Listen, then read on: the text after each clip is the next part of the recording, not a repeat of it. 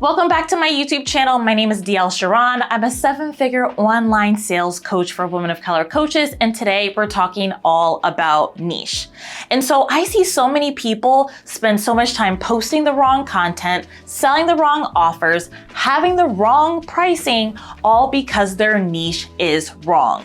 People make a lot of mistakes when it comes to niche, and I want to make sure you avoid all of them so that when you actually show up and do the work in your coaching business, you actually make sales from it. So one of the biggest mistakes that I see people make when it comes to niche is they are so consumed with passion instead of profit. And I'm going to break down what I mean by that. When it comes to having an online coaching business, so many people are like, okay, I want my business to be fun. My 9-to-5 job sucked the life out of me. I hated what I did. I got bored with it. And I want my coaching business to be fun. So I love pickleball, or I love traveling, or I love cooking. I would rather have a coaching business all about that. I wanted to make sure that all of my passions are within this coaching business. And while that seems fun and games, that is one of the easiest ways to make sure that you do not make any money in your coaching business.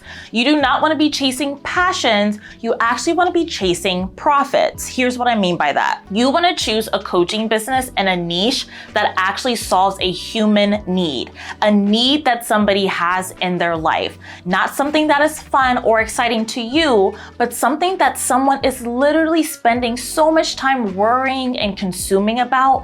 That's what you want your coaching business to be about. Also, your passions will change. You're really into this one thing right now, but in a few months, you might be into something completely different. And so it's so important to not chase passions, but to actually chase profit. What is something that someone will actually pay money for? What is a human need that they want solved? And don't worry, this doesn't mean that you have to have a boring business where it's not exciting and it doesn't bring you joy. When you're actually solving human needs and people are changing their lives because of your coaching, you actually have a lot more fun. You actually have a lot more joy and excitement. I remember I was talking to a coach. I was coaching one of my clients, and she lost over 100 pounds.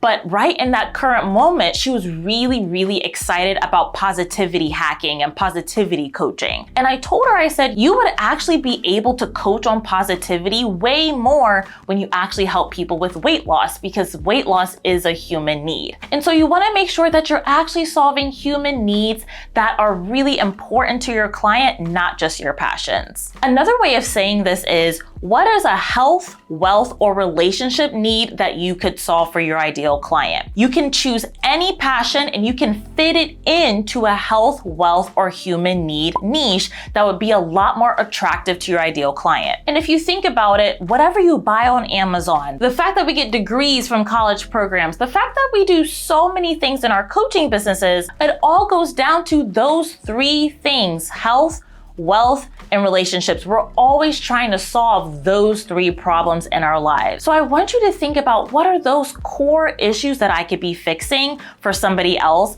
and then shifting my niche to make sure that I'm hitting one of those core human needs. One of the other mistakes that I see people make with their niche is they don't choose a niche where they have experience in. So they choose a niche that a seven-figure coach has, or they choose a niche that goes viral easily, but it's not something that they actually have a ton of experience in. So what happens is they end up sounding like every other coach. They end up putting out content like everybody else. They're looking at the latest hacks and trends, and they're not being authentic to themselves. So one of my hard, fast rules is you have to make sure that you choose a niche that you actually have experience in, that you could talk about for hours, that you have lots of stories in, that you've been doing for a decent amount of time. It doesn't have to be a long time, but a decent amount of time. You will create content so much faster. You'll create helpful stories and frameworks for your clients so much easier. You'll be able to support them so much deeper because you actually went through that transformation yourself. And so it is so important to make sure that you are choosing a niche that you have a ton of experience in,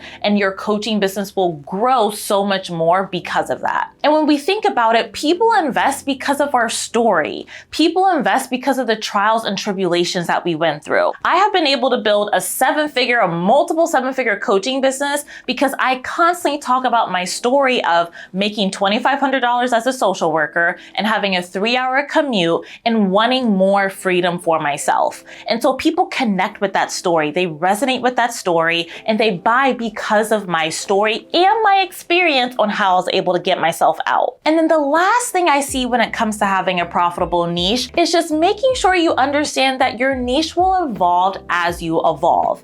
And so many people get super scared about niching down because they feel like they're stuck, that they're in a box, that they'll never be able to change their minds. And that's the farthest from the truth. As you niche, you also niche down further as you grow. So when I first was starting out, I was just a general life coach helping as many people as possible get results in their life in so many different areas. And I primarily focused on goal setting and productivity and being a side hustler. Do you see the themes already? And then from there, I then helped side hustlers just create their first 4-figure sale. So very specific, very small. I just helped side hustlers create their first 4-figure sale. And then from there, I started helping side hustlers quit their jobs. And then from there, I started helping side hustlers hit 6 figures and then also 7 figures. So my niche changed as I grew and as I got more experience as well. So your niche will grow with you. Don't think that you just have to talk about this one specific small thing over and over for years.